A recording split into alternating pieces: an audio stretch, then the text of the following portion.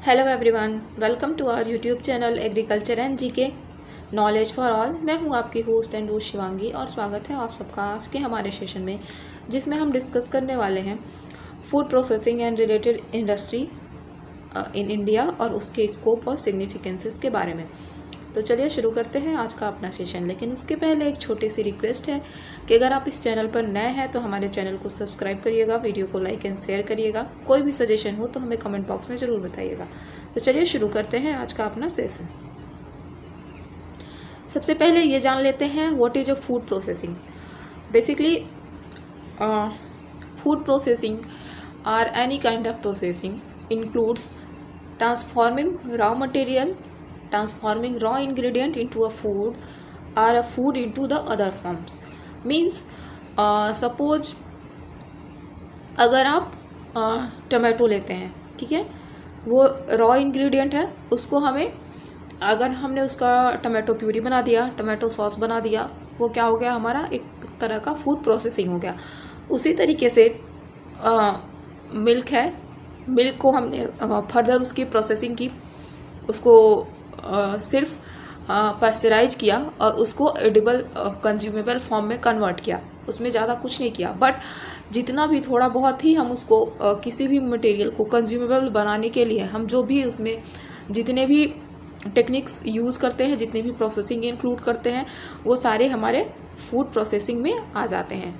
So basically जो हमारा food processing है, फूड प्रोसेसिंग रिलेट करता है कि जो रॉ इंग्रेडिएंट जो है हमारा, उसको हम फूड में कन्वर्ट करें। दैट मीन्स वो हमारी एक तरीके की प्रोसेसिंग हो गई। जो फूड प्रोसेसिंग होती है उसमें डायरेक्ट मैन्युफैक्चरिंग भी इन्वॉल्व होती है या फिर वैल्यू एडिशन भी इन्वॉल्व होता है किसी एग्जिस्टिंग फूड में। इसका मतलब समझ लेते हैं। जैसे कि डायरेक्ट मैन्युफैक्चरिंग तो हमारी इससे रिलेटेड हो गई कि हमने कुछ रॉ फॉर्म में लिया, लाइक हमने पोटैटो लिया और उसको चिप्स के फॉर्म में कन्वर्ट कर दिया। But at the same time value addition means हमने कोई प्रोडक्ट ऑलरेडी बना हुआ है, ऑलरेडी प्रोसेस्ड है, बट उसमें हमने कुछ वैल्यू एडिशन किया, मीन्स कुछ फोर्टिफिकेशन, कुछ इनरिचमेंट किया। जैसे कि आपके मिल्क है, मिल्क भी फोर्टिफाइड होता है, ऑयल है, ऑयल में कुछ वैल्यू एडिशन होता है, फोर्टिफिकेशन होता है, कुछ उसमें वाइटमिन्स ऐड किए जाते हैं। उसी तरीके से कुछ ऐसे प्रोडक्ट्स हैं जिनकी सेल्फ लाइफ बढ़ाने के लिए उसमें हम कुछ एडिटिव्स का यूज़ करते हैं। तो सारी प्रोसेसेस हमारे वैल्यू एडिशन में आ जाती हैं। तो ये हमारा एक बेसिक सा डिफरेंस होता है जिसमें डायरेक्ट मैन्युफैक्चरिंग और वैल्यू एडिशन में, ठीक है। Hope it's clear to you. And next जो है वो है हमारा food processing typically take place harvested cropped or butchered animal products and use these to produce long shelf life food products. Means basically food processing का involvement जो होता है वो हमारा डील करता है कि कोई भी जो प्रोडक्ट है, आइदर वो हार्वेस्टेड क्रॉप से आया हो, आइदर वो प्लांट हो, आइदर वो एनिमल सोर्स से हो, ठीक है, उसको यूज करके उससे ऐसे प्रोडक्ट का डेवलपमेंट करना जिनकी सेल्फ लाइफ भी अच्छी हो, वो कंज्यूमेबल हो आइदर किसी भी फॉर्म में। अगर हम फूड के कॉन्टेक्स्ट में उसकी बात कर रहे हैं तो सपोज जो बीफ है, अगर फिश की बात करें, जितने भी हमारे जो है आपके इससे रिलेटेड जो एनिमल सोर्स से रिलेटेड है, उन सारे की भी फर्दर प्रोसेसिंग की जाती है उनकी सेल्फ लाइफ को इंक्रीज करने के लिए, ठीक है। उसमें कुछ आपके क्योरिंग एजेंट वगैरह यूज़ किए जाते हैं जिससे उनकी सेल्फ लाइफ जो है इंक्रीज हो जाती है और काफ़ी टाइम तक उनको आप कंज्यूम करने लायक वो रहते हैं। सेम उसी तरीके से कुछ आपके जो प्लांट से सोर्सेज से रिलेटेड जो हमें फूड मिलते हैं, जो प्लांट सोर्स से मिलते हैं, उन फूड में भी सेम यही चीज़ होती है कि उनको आपने जो है फॉर्म से लिया, खेत से उठाया सीधे और उसको किसी और फॉर्म में कन्वर्ट करके और वो आप तक पहुंचा एडिबल फॉर्म में, ठीक है। आइदर कोई भी फूड प्रोडक्ट उसको जब सीधे सीधे आप नहीं कंज्यूम करते हैं, जिस फॉर्म में वो उगा है उसमें थोड़ा सा भी कुछ भी मॉडिफिकेशन हुआ तो वो आपका सारा किस में आ जाता है, वो सारा आ जाता है आपका प्रोसेसिंग के में। तो ये आपको क्लियर हुआ होगा, फाइन। सो नेक्स्ट पे चलते हैं। यहाँ पे अगर प्रोसेसिंग की बात की जाए तो प्रोसेसिंग हमारी बेसिकली जो होती है वो आपकी वो आपकी प्रोसेसिंग जो होती है बेसिकली वो हमारी दो तरीके की होती है। एक होती है हमारी बेसिकली मैन्युफैक्चरिंग से रिलेटेड इंडस्ट्री जो फूड प्रोसेसिंग को डील करती हैं, और एक होती है वैल्यू एडिशन। जैसे कि हमने पहले देखा ना कि जो प्रोसेसिंग भी होती है वो भी दो फॉर्म में होती है। एक तो हम उसमें मैन्युफैक्चरिंग कर रहे हैं, कुछ मॉडिफिकेशन कर रहे हैं रॉ मटेरियल में, और कुछ तो हम जो ऑलरेडी प्रोसेस प्रोडक्ट है उसमें कुछ वैल्यू एडिशन कर रहे हैं। तो रॉ मटेरियल जो मैन्युफैक्चरिंग है वो रॉ मटेरियल से सीधे फूड, और वैल्यू एडिशन में क्या करते हैं, मे बी उस प्रोडक्ट की सेल्फ लाइफ को इंक्रीज करने के लिए and value of manufacturing food को इंक्रीज करने के लिए हम उसमें कुछ वैल्यू एडिशन करते हैं, कुछ चीज़ें जो हैं उसमें ऐड करते हैं, उसको ही हम वैल्यू एडिशन बोलते हैं। फर्दर इसको हम और दो तरीके से डिवाइड कर सकते हैं जो हमारी फूड प्रोसेसिंग इंडस्ट्रीज हैं उनको, वो है हमारे प्राइमरी प्रोसेस्ड फूड और secondary and value added. Primary processed food में वो आ जाएंगे जैसे हमारे फ्रूट्स एंड वेजिटेबल हैं। सिंपली आपने देखा होगा जैसे आपके पीज वगैरह हैं उनकी प्रोसेसिंग सीधे उसी फॉर्म में होती है, सिर्फ उनकी क्या करते हैं सेल्फ लाइफ उनकी इंक्रीज कर देते हैं, एक पर्टिकुलर टेम्परेचर पे उसको स्टोर करके रखते हैं और वो काफ़ी लंबे टाइम तक जो है वो कंज्यूमेबल रहता है। तो ऐसे जो है ये हमारे प्राइमरी प्रोसेस्ड हैं। सेकेंडरी प्रोसेस्ड का मतलब उस फ्रूट्स एंड वेजिटेबल से कुछ और अदर आइटम बना लेना, लाइक जैम जेली। फिर भी क्या हुआ उनका सेल्फ लाइफ तो इंक्रीज हुआ, आप उसको सपोज आप टमाटर को ज़्यादा लंबे टाइम तक आप नहीं रख सकते, बट उसी सेम टाइम पे अगर आप उसकी प्यूरी बना लेते हैं तो आप उसको लंबे टाइम तक स्टोर कर सकते हैं, और उसको जो है आपके अपने डिफरेंट जितने भी जहाँ पे आप टमाटो यूज़ करते थे मोस्ट ऑफ द जगह आप उसको यूज़ कर सकते हैं। जैसे कि आपका वेजिटेबल प्रिपरेशन सब्जी वगैरह घर पे बनाते हैं उस टाइम पे भी आप उसको यूज़ कर सकते हैं। तो ईजिली क्या हुआ वो आपको जो है 12 मंथ्स अवेलेबल रहा, आइदर उसका सीजन है आइदर नहीं। तो ये सारी चीज़ें आपकी उससे बेनिफिट होती है, और इंडस्ट्रीज जो है इसके बेसिस पे ही वर्क करते हैं और उनका भी कैटेगराइजेशन जो है इसके बेसिस पे ही होता है। फिर देख लेते हैं कि इम्पोर्टेंस क्या क्या है हमारे फूड प्रोसेसिंग इंडस्ट्रीज के। अगर इम्पोर्टेंस की बात करें तो जो फूड प्रोसेसिंग यूनिट्स हैं वो एक ब्रिज की तरह एक्ट करती हैं जो एग्रीकल्चर और इंडस्ट्रीज के बीच में, क्योंकि एग्रीकल्चर से सीधे वो जो है रॉ मटेरियल वो उठ के आया इंडस्ट्री तक गया, तो उसके बीच में जो फूड प्रोसेसिंग यूनिट्स हैं वो लिंक क्रिएट करती हैं एग्रीकल्चर से इंडस्ट्री। यानी कि जो फार्मर्स है उनको भी बेनिफिट्स होता है कि अपना प्रोडक्ट सीधे इंडस्ट्री को ट्रांसफ़र कर सकते हैं, उससे वो अच्छा बेनिफिट अर्न कर सकते हैं। ठीक है, सेकेंड चीज़ ये हो सकती है कि जो है basically importance food processing industries का, उसमें इंडिया जो है बेसिकली फूड प्रोडक्शन के लिए बहुत ही फेमस है। सो मोर देन 50% जो इंडियन पॉपुलेशन है वो एग्रीकल्चर से रिलेटेड वर्क में है। अगर यहाँ पे गुड प्रोसेसिंग इंडस्ट्री होंगी, गुड मैन्युफैक्चरिंग इंडस्ट्री होंगी, तो इंडिया जो है उसका जो रॉ मटेरियल है वो फूड में कन्वर्ट किया जा सकेगा डोमेस्टिक एंड फॉरेन कंजम्पशन के लिए भी। तो ये एक बहुत ज़्यादा इम्पोर्टेंस है फूड प्रोसेसिंग इंडस्ट्रीज की इंडिया में। थर्ड पॉइंट है कि हमारे जो फूड इंडस्ट्री हैं वो एब्जॉर्ब कर सकती हैं major share of workers from the agriculture sector who face disguised unemployment. It can relate to a better productivity and GDP growth as well, and food processing prevent food wastage and help in attention of food security. ठीक है, क्योंकि जब food का wastage आपका कम से कम होगा तो ultimately वो आप जो है अटेन कर पाएंगे जो आपके गोल हैं फूड सिक्योरिटी के। ठीक है, सो नेक्स्ट हम देखते हैं कुछ हमारी जो लीडिंग कंपनीज हैं फूड प्रोसेसिंग इंडस्ट्री में इंडिया के कॉन्टेक्स्ट में अगर देखें तो वो है आपकी Glaxo Smith corn, Varun beverages, Nestle, Britannia and ये क्वालिटी। तो इनके प्रोडक्ट्स आपको ज़रूर आपने आप देखे होंगे ज़रूर से, और आपने इनको अपने घरों में यूज़ भी किया होगा। तो ये कुछ हमारी लीडिंग इंडस्ट्रीज़ हैं जिसमें आपके हेरिटेज फूड, पराग मिल्क, इसके अलावा भी बहुत सारे हैं, मदर डेयरी, अमूल, ये सारे कुछ हो गए। तो हर सारे को यहाँ पे इंक्लूड नहीं कर सकते थे, बट यहाँ पे आपको जस्ट फोकस करने के लिए कि ये इससे रिलेटेड है, यहाँ पे इसको इंक्लूड किया गया है। ठीक है, फिर हम एक बार इसके स्कोप देख लेते हैं कि what is a scope and significance of food processing industries in India. So India जो है India rank first in the production of milk, ginger, banana, guava, papaya, mango, etc. And it's ranked second in production of rice, wheat, potato, sugarcane, cashew, nut, tea. That means कि जो India है वो, अगर हम production की बात करें milk की, बनाना की, इन सारे के प्रोडक्शन में इंडिया जो है वो हमारी फर्स्ट पोजीशन होल्ड करता है. सो यहाँ पे आप समझ सकते हैं इसके बेसिस से कि इंडिया में जो है फूड प्रोसेसिंग इंडस्ट्रीज और उसके स्कोप से रिलेटेड कितनी ज़्यादा जो है संभावना है कि कितने ज़्यादा स्कोप है उससे रिलेटेड फूड प्रोसेसिंग से, क्योंकि इंडिया जो है वो फर्स्ट प्रोडक्शन है, फर्स्ट रैंक होल्ड करता है production of milk, ginger, banana, guava, papaya and mango में. सो अगर इनकी प्रॉपर प्रोसेसिंग हो पाती है, इनका अगर जीरो वेस्टेज हो सकता है, तो इससे डोमेस्टिक एंड ये फॉरेन कंजप्शन के लिए भी अवेलेबल होंगे, इनका एक्सपोर्ट हो सकेगा. तो ये हमारी अल्टीमेटली जीडीपी की ग्रोथ में भी बहुत ज़्यादा हेल्पफुल होने वाले हैं. उसी तरीके से जो सेकेंड रैंक की अगर बात करें तो जो हमारा राइस हो गया, wheat, potato, sugar cane, cashew nut, tea etcetera, इन सब में जो है सेकेंड प्रोडक्शन जो है, इन सब की प्रोडक्शन में जो है सेकेंड रैंक होल्ड करता है इंडिया. तो ये भी एक इम्पॉर्टेंट फैक्ट हो गया.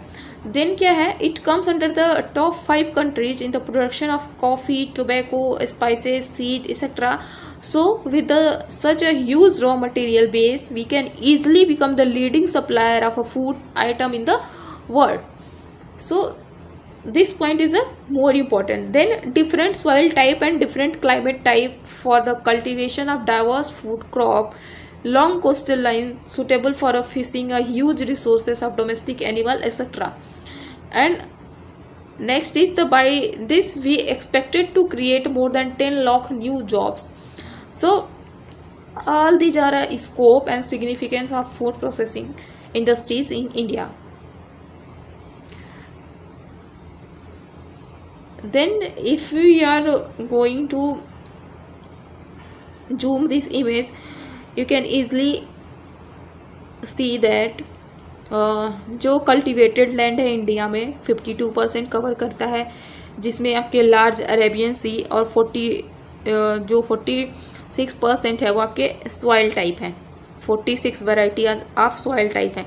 तो इससे कितनी डाइवर्सिटी आपकी होने वाली है. जो 20 तरीके के एग्रो क्लाइमेटिक रीजन है इंडिया में, अगर क्लाइमेट वाइज बात करें तो 15 जो है मेजर ऐसे क्लाइमेटिक जोन हैं जहाँ पे टेम्परेचर जो है आइदर सनी रेनी रहता है, जो सूटेबल होते हैं आपके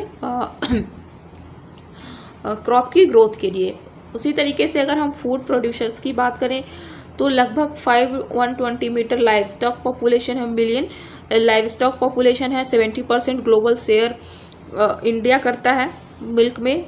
एंड उसके बाद वर्ल्ड सेकेंड लार्जेस्ट प्रोड्यूसर है आपका फिश की बात करें तो फिशरीज में भी, फ्रूट्स एंड वेजिटेबल्स में भी एंड सीरियल्स में भी. तो इससे एक इस पर्टिकुलर स्लाइड से आप देख सकते हैं कि कितनी डाइवर्सिटी इंडिया रखता है फूड प्रोसेसिंग में और इसके पास कितनी अपॉर्चुनिटी है और अपने आप को ग्रो करने की इस एरिया में. ओके, उसके बाद अगर हम देखें तो जो इसके सिग्निफिकेंस हो सकते हैं कि अगर यहाँ पे प्रॉपर इसकी ग्रोथ होती है तो we can provide employment in rural areas, hence reduce migration from the rural to urban, resolve issue of urbanisation. Second thing is remove issue of wastage और middle man, curbs food inflammation, direct relief and non-food inflation too. Just because the shelf life increases, farmer can diversify their products. It's obviously true. And the various government initiatives like attracting FDI regulation, any excise duty, etc. have boosted food processing. And next, and food processing corresponding to around 10% of the GDP in the agriculture manufacturing sector, it has a potential for more. अभी तक क्या है, food processing industry जो है 10% contribute करती है GDP में. But अगर इसमें प्रॉपर अगर इसके रूल रेगुलेशन अगर गवर्नमेंट से प्रॉपर सपोर्ट मिले सो ये और भी ज़्यादा ग्रो कर सकती है. क्योंकि आप देख रहे हो कि यहाँ पे एक तो इतना डाइवर्सिटी है क्लाइमेट में भी, इतने तरीके के सॉइल टाइप हैं जो आपके डिफरेंट टाइप के एग्रीकल्चर प्रोडक्ट्स को सपोर्ट करते हैं, उनकी ग्रोथ को सपोर्ट करते हैं. एंड मेजर ऐसे प्रोडक्ट हैं जिसमें आप या तो फर्स्ट रैंक होल्ड करते हो प्रोडक्शन में या तो सेकेंड रैंक होल्ड करते हो प्रोडक्शन में, बट क्या रीजन है कि आप तब भी उतने सारे प्रोडक्ट को उतने लेवल पे आप उसको एक्सपोर्ट नहीं कर पाते हो। दैट मीन्स उसका कहीं ना कहीं लैक ऑफ प्रोसेसिंग है, कहीं ना कहीं उसके वेस्टेज हो रहे हैं, उनकी प्रॉपर प्रोसेसिंग नहीं हो रही है, उनका सेल्फ लाइफ जो है कम है। इस वजह से हम उसमें भी अपने लीडिंग एक्सपोर्टर नहीं बन पाए हैं। सो ये चीज़ वो करने की है, सोचने की कि अगर हमने अपना प्रोसेसिंग ऐड बढ़ा दिया इन सारे चीज़ों में तो आप उसको वो प्रोडक्ट आपके डोमेस्टिक कंजप्शन के लिए अवेलेबल रहेगा ही रहेगा, और उससे ज़्यादा जो है वो फॉरेन कंजप्शन के लिए भी अवेलेबल रहेगा। और अगर वो फॉरेन कंजप्शन के लिए अवेलेबल रहेगा तो आपके पास जो है जो फॉरेन मनी है वो भी आपके पास आएगी, और उससे आपका जो है जीडीपी का ग्रोथ जो है वो और भी इंक्रीज हो सकता है। तो फूड प्रोसेसिंग जो है वो डायरेक्टली और इनडायरेक्टली दोनों तरीके से, एक तो वो वेस्टेज को रिड्यूस करेगा एंड सेकंड वो जीडीपी की ग्रोथ में भी हेल्प करेगा। सो ये एक इम्पॉर्टेंट पॉइंट है। उसके बाद अगर हम देखें लोकेशन फूड प्रोसेसिंग इंडस्ट्रीज की इंडिया में, तो यहाँ पे क्या है कि इंडिया जो है उसमें मोर देन 35,000 रजिस्टर्ड यूनिट हैं, जिसमें कि मेजॉरिटी ऑफ जो फूड प्रोसेसिंग इंडस्ट्री हैं वो आपके कोस्टल स्टेट में है। जैसे मेजर कोस्टल स्टेट हो गए आपके आंध्रा, महाराष्ट्र, कर्नाटका, केरल, गुजरात एंड वेस्ट बंगाल। इसमें एंड कुछ नॉन कोस्टल स्टेट जिससे यूपी, पंजाब, यहाँ पे भी जो है फूड प्रोसेसिंग इंडस्ट्री जो है मेजॉरिटी में पाई जाती हैं। जो मेजर सेगमेंट हैं फूड प्रोसेसिंग के जो कवर करती है उसमें आपके फ्रूट्स एंड वेजिटेबल्स हो गए, milk and milk products, meat and poultry, marine food, grain processing, consumer food and oil से रिलेटेड जितने भी प्रोसेसिंग यूनिट है ये मेजर प्रोसेसिंग यूनिट में आती हैं, जहाँ पे ये सारी चीज़ें कवर होती हैं। अगर फ्रूट्स एंड वेजिटेबल्स की बात करें तो जहाँ पे आपके फ्रूट जूस से रिलेटेड और वेजिटेबल प्रोसेसिंग से रिलेटेड जितने भी थिंग्स, जैसे आपके पोटैटो चिप्स की प्रिपरेशन या फिर सारी जिसमें इनडायरेक्टली या directly fruits and vegetables related हैं, वो आपके फ्रूट्स एंड वेजिटेबल वाले फूड प्रोसेसिंग इंडस्ट्री से रिलेटेड होगा। जहाँ पे मिल्क एंड मिल्क प्रोडक्ट से रिलेटेड कोई भी प्रोडक्ट है वो आपके मिल्क एंड मिल्क प्रोडक्ट से, उसी से तरीके से मीट एंड पोल्ट्री जहाँ पे वो किसी भी फॉर्म में प्रोसेसिंग हो रही हो उसकी, वो उस कैटेगरी में ही कंसीडर किया जाता है। तो ये एक इम्पॉर्टेंट थिंग है जो आप उसको रिमेंबर कर सकते हैं। देन अगर हम सेगमेंट देखें फूड प्रोसेसिंग इंडस्ट्रीज के, तो यहाँ पे आप इसको अच्छे से देख सकते हैं। यहाँ पे पिक्टोरियल फॉर्म में आपको ये क्लियर होगा, जैसे कि fruits and vegetables, milk, grain processing and consumer foods, marine products and meat and poultry. So marine food and meat and poultry में अंतर यह है कि जो मराइन प्रोडक्ट्स होते हैं जैसे कि आपके सी फूड हो गए, फिश वगैरह हो गए, प्रॉन वगैरह, ये सारे उसमें आते हैं। एंड मीट एंड पोल्ट्री अलग, जिसमें कि आपके जितने भी चिकन वगैरह ये सारे हैं ये सब उसमें आते हैं। ठीक है, फिर हमारा जो फूड प्रोसेसिंग इंडस्ट्रीज है उसको हम एक up stream and down stream stage में जो है इंक्लूड करते हैं। तो देख लेते हैं कि what is a up stream stage and what is a down stream stage. Up stream stage जो होता है उसमें क्या होता है कि आपका अप स्ट्रीम स्टेज में जो in the production process involve searching for extracting raw material, the up stream part of the production process does not do anything with the material itself, such as processing the material. This part of process simply find the extract of raw material. Thus any industry that relies on extraction of raw material commonly has an upstream stage in its production process. So upstream stage में क्या होता है कि just किसी भी raw material से आप कुछ एक्सट्रैक्ट कर रहे हो, ठीक है, वो आपकी अपस्ट्रीम में आ गई just simply. And down stream की अगर बात करें तो डाउन स्ट्रीम जो है प्रोडक्ट ये हमारी होती है कि इसमें production process involve process the material collected during the up stream stage into a finish product. और जो आपके अप स्ट्रीम से जो आपके रॉ मटेरियल आपने एक्सट्रैक्ट किया उनको फिनिश प्रोडक्ट में देना वो आपके डाउन स्ट्रीम में आ जाता है। सपोज आपने मिल्क लिया, ठीक है, काऊ से आपका मिल्क आया या फिर वेंडर से आपने मिल्क लिया, तो वो क्या हो गया आपका अप स्ट्रीम में। बट अगर उसको आपने फिनिश्ड फॉर्म में यानी कि कंज्यूमर फॉर्म में कन्वर्ट किया, आइदर जिस फॉर्म में आप उसको कन्वर्ट करना चाहते थे उसमें किया तो आपका किस में आ जाएगा, डाउन स्ट्रीम में।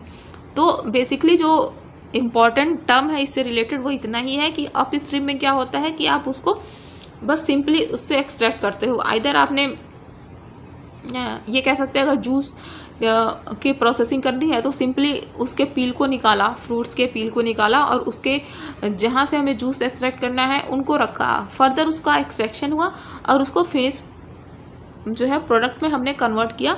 ये आपका किस में आ गया, डाउन स्ट्रीम में। और जहाँ पे हमने पील वगैरह का रिमूवल किया, कुछ चीज़ों को एक्सट्रैक्ट किया वहाँ से, वो आपका क्या हो गया, अप स्ट्रीम स्टेज हो गया। तो बस दो ही चीज़ें ये इसमें रिलेटेड है। कभी कभी एग्जाम में पूछ लेता है कि ये टर्म जो है अप स्ट्रीम स्टेज में आएगा या डाउन स्ट्रीम स्टेज में आएगा। तो बस दो एक लाइन ही है जो यहाँ पे इम्पॉर्टेंटली लर्न करने की है, ठीक है। बाकी सारा कुछ समझने का है। एक बार इसको अच्छे से समझ लिया तो फिर कोई दिक्कत नहीं होगी। जो अप स्ट्रीम इंडस्ट्रीज हैं उनकी रिक्वायरमेंट जो होती है उसमें क्या कि उसमें प्रॉपर एसेसिबिलिटी होनी चाहिए रॉ मटेरियल की, मॉडर्न एक्सट्रैक्शन टेक्निक्स होनी चाहिए, गुड लिंकेज होने चाहिए फार्मर से क्योंकि वो डायरेक्टली वहाँ से उसको ले रहे हैं।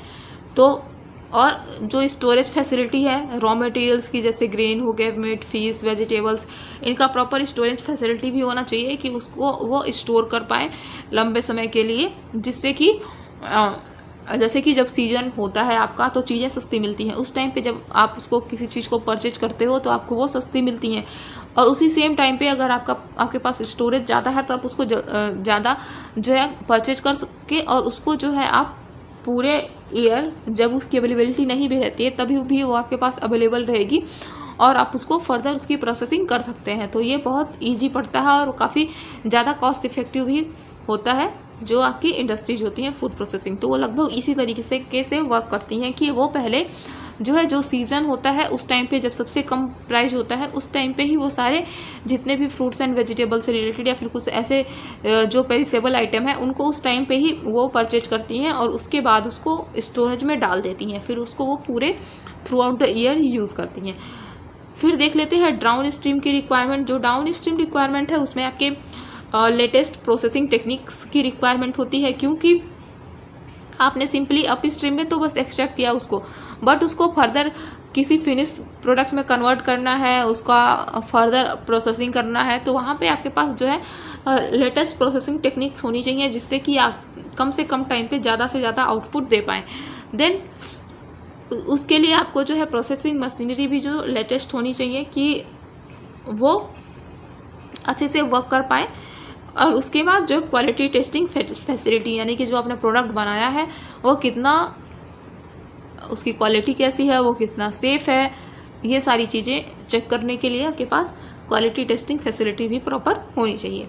ओके, उसके बाद हम देख लेते हैं सप्लाई चेन मैनेजमेंट। ये एक बहुत ही इंपॉर्टेंट होता है किसी भी इंडस्ट्री से रिलेटेड, आइदर वो फूड प्रोसेसिंग हो, आइदर वो कोई भी इंडस्ट्री हो, क्योंकि जब तक आपका सप्लाई चेन मैनेजमेंट जो है प्रॉपर नहीं होगा कोई भी इंडस्ट्री जो है वो सक्सेसफुल नहीं हो सकती है। सप्लाई चेन मैनेजमेंट की अगर हम बात करें तो supply chain management is the management of the flow of goods. It's include the movement and storage of raw material, inventory and finished good from point of origin to point of consumption. Supply chain जो है हमारा basically क्या include करता है कि ये management करता है फ्लो ऑफ गुड्स का। ये इसका मूवमेंट स्टोरेज से लेके रॉ मटेरियल तक, इन्वेंट्री तक या फिर फिनिश गुड तक, और ये फिर जहाँ तक ये कंजप्शन तक जा रहा है, इन सारी चीज़ों को जो है ये सारी चीज़ें सप्लाई में इंक्लूड होती हैं और इनका प्रॉपर मैनेजमेंट ही सप्लाई चेन मैनेजमेंट कहा जाता है। जैसे रॉ मटेरियल में आपके ग्रेन्स हो गए, रॉ मीट हो गया, फिश हो गया, ये डिफरेंट सोर्सेज से कलेक्ट किए जाते हैं।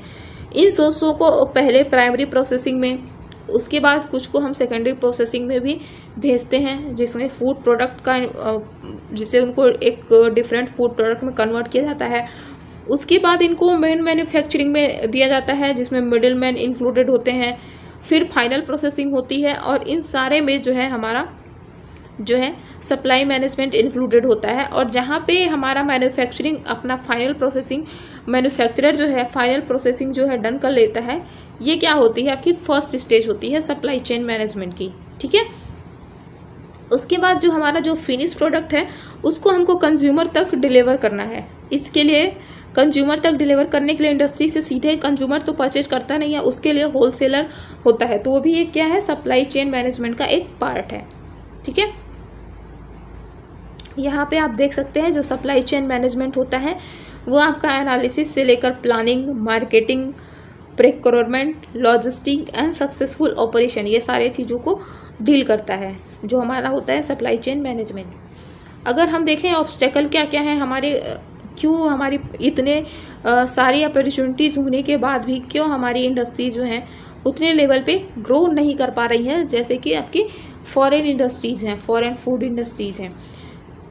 तो मेजर ऑब्स्टेकल्स क्या क्या है इनकी ग्रोथ में वो देख लेते हैं एक बारी। सबसे बड़ी चीज़ जो है स्मॉल साइज ऑफ कंपनी, जो कंपनी का साइज है वो स्मॉल होना, और उसमें जो है प्रॉपर रिसर्च एंड डेवलपमेंट के लिए प्रॉपर जगह ना होना। मोस्ट आर दी ऐसी इंडस्ट्रीज़ हैं इंडिया में जिनके यहाँ आपका उनका खुद का जो है रिसर्च एंड डेवलपमेंट डिपार्टमेंट नहीं है, वो दूसरे पे डिपेंड है। जब वो उसमें एक कुछ इनोवेटिव नहीं कर रहे हैं तो वो कैसे बाहर के कंपनी से जो है फाइट कर पाएंगे। तो ऑब्वियस सी बात है उनका जो प्रोडक्ट है वो आपके फॉरेन में नहीं जा सकता, वो वहाँ पे बिकने के लिए नहीं जा सकता, तो अल्टीमेटली क्या है, लॉस ही तो हो रहा है। तो ये भी एक मेजर रीज़न है कि इसकी प्रॉपर ग्रोथ क्यों नहीं हो पा रही है। दूसरी चीज़ की जो फूड एक्सपोर्ट के लिए जो यूएस एंड ईयू की जो डिमांड है वो हाई क्वालिटी स्टैंडर्ड की डिमांड रखते हैं। इंडिया में जो है एक तो रिसर्च एंड डेवलपमेंट का आपने सीन देखा, उसके बाद यहाँ पे जो है गुड लेबोरेटरीज जहाँ पे heavy metals and other toxics contaminant जो होते हैं फूड की, उनकी प्रॉपर चेकिंग हो पाए ऐसे भी लैब जो है बहुत ही कम अवेलेबल है। तो उसके हिसाब से भी वो जो है उनके स्टैंडर्ड को मीट नहीं कर पाते इंडियन फूड प्रोडक्ट मोस्टली, कि सारे प्रोडक्ट्स नहीं मीट कर पाते। कुछ जो है कुछ ही कंपनी है, कुछ ही फूड प्रोसेसिंग इंडस्ट्रीज है जिनके प्रोडक्ट जो है वो उनके स्टैंडर्ड को मीट कर पाते हैं और वो एक्सपोर्ट होने को जाते हैं। बाकी सारे प्रोडक्ट जो हैं जितनी इंडस्ट्रीज़ हमने देखी, इतनी सारी इंडस्ट्रीज़ में कुछ एक ही है, ये 1-2% है जो आपके एक्सपोर्ट होने के उनके प्रोडक्ट जो है कंपैटिबल होते हैं। तो ये भी एक मेजर ऑब्स्टेकल्स है कि इनकी ग्रोथ जो है नहीं हो पा रही है। फिर क्या है, lack of skilled workforce, we have only a few graduate in food technology. सबसे मेजर चीज़ ये है कि स्किल्ड वर्कफोर्स का ना होना। जितने भी आपकी फूड प्रोसेसिंग इंडस्ट्री हैं, अभी रिसेंट के कुछ ईयर्स में देखा गया है कि वहाँ पे जो फूड टेक्नोलॉजी रिलेटेड फील्ड से लोग हैं वो आ रहे हैं। नहीं तो पहले क्या था, कोई भी उसमें पार्टिसिपेट करता था, कोई भी उसमें वर्क करता था। अभी भी इतनी ज़्यादा अवेयरनेस नहीं है फूड टेक्नोलॉजी और फूड प्रोसेसिंग से रिलेटेड। हम फूड टेक्नोलॉजी की अगर कोई बात करता है तो हम जस्ट ये सोच लेते हैं कि जस्ट इसका खाना पकाने का सिस्टम है, बट आज भी हम उसके सही फॉर्म को नहीं जानते हैं कि what do the food technologist and what is the meaning of real food technology and processing. So ये भी एक जो है मेजर ऑब्स्टेकल है, क्योंकि हमारे पास स्किल्ड वर्कफोर्स नहीं है, हमारे पास इनोवेटिव सोच के लोग नहीं हैं, या फिर हमारे पास उस तरीके की फील्ड से रिलेटेड लोग नहीं हैं जो उस पर प्रॉपर वर्क कर पाएँ। तो ये भी जो है एक मेजर ऑब्स्टेकल है इससे रिलेटेड कि हमारे पास जो है स्किल्ड वर्कफोर्स नहीं है।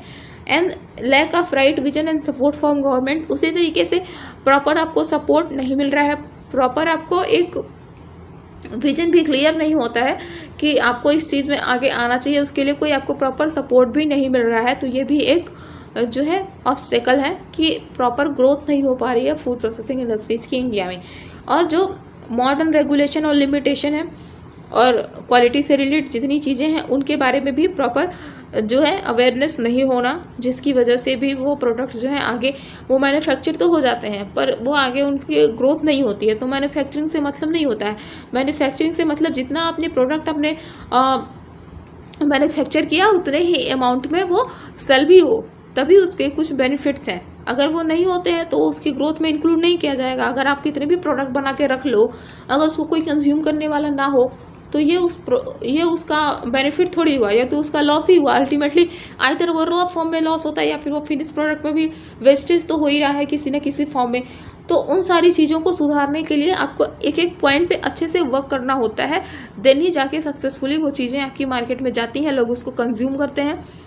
और उसके लिए ज़रूरी है कि आपके पास प्रॉपर स्किल्ड वर्कफोर्स हो, प्रॉपर मशीनरीज हो, प्रॉपर रूल्स एंड रेगुलेशन हो, ऐसा डिपार्टमेंट हो जो नई नई चीज़ें इनोवेट कर पाए, नए नए इन्वेंशन देख पाए, नए नए रिसर्च कर पाए उस चीज़ में।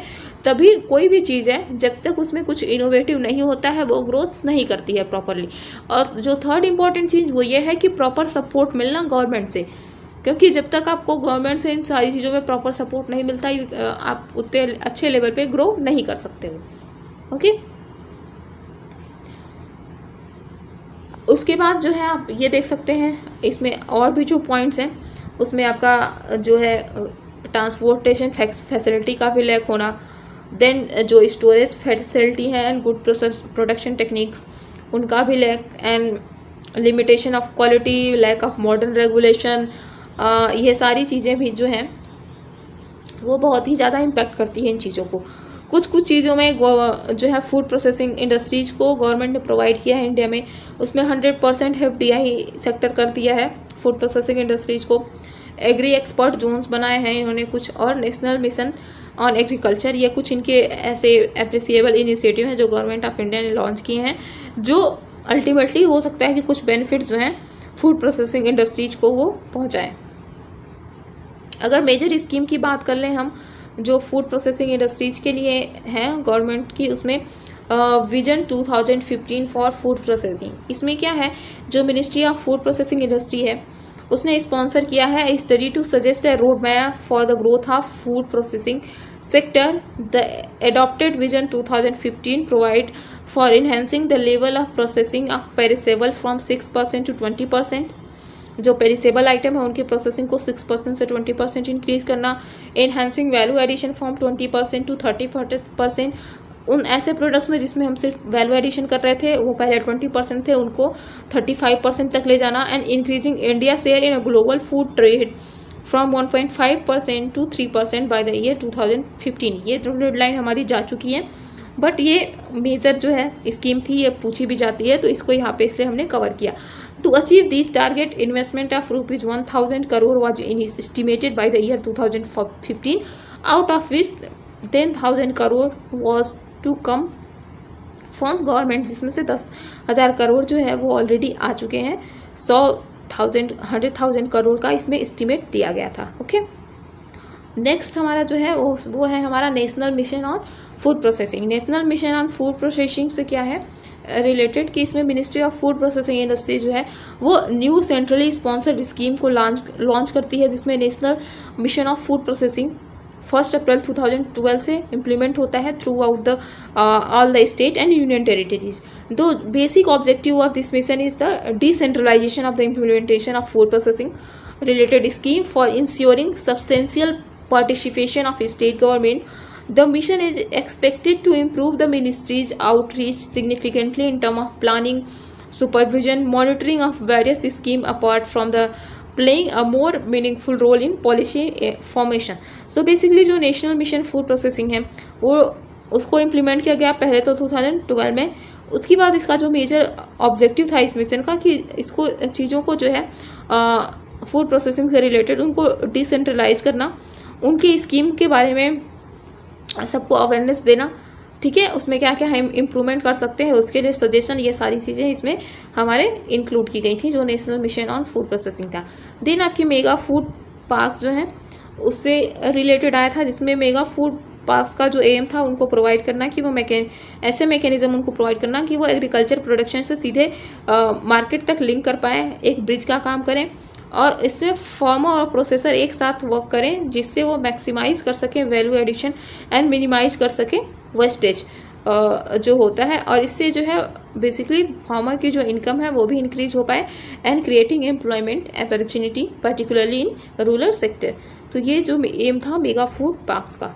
ओके, नेक्स्ट है आपका इन्होंने मॉडर्नाइजेशन किया एबॉर्टर्स का, जिसमें इसमें प्रॉपर फैसिलिटी प्रोवाइड की गई, scientific and less painful slaughtering का, चिलिंग का, फिर जितने भी उनके इफ्लुएंट्स निकलते हैं उनका प्रॉपर ट्रीटमेंट हो सके, ऐसे इफ्लुएंट ट्रीटमेंट प्लांट का, एंड दो बाई प्रोडक्ट्स जो है उनका भी यूटिलाइजेशन करना, वाटर एंड पावर का जो है एंड सैनिटरी कंडीशन का काफ़ी ज़्यादा जो है इसमें ध्यान दिया गया, जिससे कि क्योंकि आपको पता है कि जो हमारे मीट एंड पोल्ट्री से रिलेटेड इंडस्ट्रीज हैं वो काफ़ी एक तो ये काफ़ी पेरिसेबल प्रोडक्ट्स होते हैं, और दूसरी चीज़ कि बहुत जल्दी इसमें जो सैनिटाइजेशन है उसका प्रॉपर जो है ध्यान रखना पड़ता है। उसके लिए इसमें ये प्रॉपर सारी चीज़ों का फैसिलिटी होना चाहिए। आइदर वो फूड जो है प्रोसेसिंग के ड्यूरिंग भी स्पॉइल हो सकता है, क्योंकि वो माइक्रोबियल लोड जो होता है ऐसे फूड प्रोडक्ट्स पे बहुत ज़्यादा होता है। तो जैसे ही थोड़ा सा भी सुटेबल एनवायरनमेंट उनको मिला ग्रो करने को, वो ग्रो करेंगे और इन फूड को स्पॉइल कर देंगे। तो ऐसी इंडस्ट्रीज़ में ऐसे जो हैं आपके एबॉर्टर्स जो हैं, जहाँ पे स्लॉटरिंग वगैरह होती है आपके मीट वगैरह की, वो उनको मॉडर्नाइज करना और उनको एक साइंटिफिक बेस प्रोवाइड करना, सारी चीज़ों का प्रॉपर उनको अवेयरनेस देना और प्रॉपर जो है उनको फैसिलिटी प्रोवाइड करना, ये जो आपकी मॉडर्नाइजेशन अबाउटेड जो मिशन था वो इंक्लूड करता था। देन आपका कोल्ड चेन इंफ्रास्ट्रक्चर आ जाता है। कोल्ड चेन इंफ्रास्ट्रक्चर जो है उसमें क्या आता है बेसिकली, इसमें इंटीग्रेटेड कोल्ड चेन जो है वैल्यू एडिशन एंड प्रिजर्वेशन से रिलेटेड जो चीज़ें हैं उनको इंक्रेज करना, कोल्ड चेन फैसिलिटीज़ जो है उसको इम्प्रूव करना, और उससे रिलेटेड जितनी भी उनके इंफ्रास्ट्रक्चर से रिलेटेड जितनी फैसिलिटी हैं उनको भी इम्प्रूव करना, और इस तरीके से इम्प्रूव करना कि वो जो है उसमें कहीं पे कोई ब्रेकेज ना हो। आइदर वो प्रोडक्ट जो है फॉर्म से सीधे हार्वेस्टेड फॉर्म से हम लेके आ रहे हैं और कंज्यूमर तक ले जाने में कहीं भी ऐसा ना हो कि जो कोल्ड चेन इंफ्रास्ट्रक्चर है वो उसका ब्रेक डाउन हो, यानी कि प्रॉपर उनका स्टोरेज जहाँ पे उनको चाहिए कि अगर उनका कोल्ड स्टोरेज है तो वहाँ पे प्रॉपर हो। ऐसा नहीं कि लैक ऑफ कोल्ड स्टोरेज वो फूड जो है स्पॉइल हो गए। तो इस पे ध्यान दिया गया है। एंड R&D और QA एंड कोडेक्स प्रमोशन के लिए भी इन्होंने काफ़ी ज़्यादा वर्क किया। जो आपके कोडेक्स वगैरह जो है HFCC है, ISO 22,000, ISO 14,000, GHP, GMP जो आपके गुड मैन्युफैक्चरिंग और गुड हाइजीनिक प्रैक्टिस से रिलेटेड होते हैं। बेसिकली जो आपके रूल रेगुलेशन एंड क्वालिटी से रिलेटेड होते हैं फूड की, उस पर भी काफ़ी ज़्यादा इन्होंने वर्क किया है। सो देख लेते हैं प्रेजेंट स्टेटस क्या है हमारे एंड फ्यूचर प्रोसेसिंग इंडस्ट्री जो इंडिया है उसमें क्या क्या स्कोप है, प्रेजेंट स्टेटस क्या है एंड फ्यूचर में हम क्या और कुछ इसमें कर सकते हैं। जो एस्टिमेटेड वर्थ है इंडियन फूड प्रोसेसिंग इंडस्ट्रीज की इंडिया में अभी इस टाइम पे वो है आपकी $121 बिलियन। ठीक है। India has already witness green and white revolution for agriculture and milk. आपने देखा ही कि जो ग्रीन एंड वाइट रिवोल्यूशन है इंडिया में, एक तो आपका एग्रीकल्चर के लिए हुआ और एक मिल्क के लिए हुआ, उसका कितना ज़्यादा इम्पैक्ट आप देख रहे हैं कि आज अब इन चीज़ों के लिए जो एग्रीकल्चर फील्ड से like wheat and rice and milk product से रिलेटेड चीज़ों पर हम खुद इंडिपेंडेंट हैं, हम किसी दूसरे पे डिपेंडेंट नहीं है।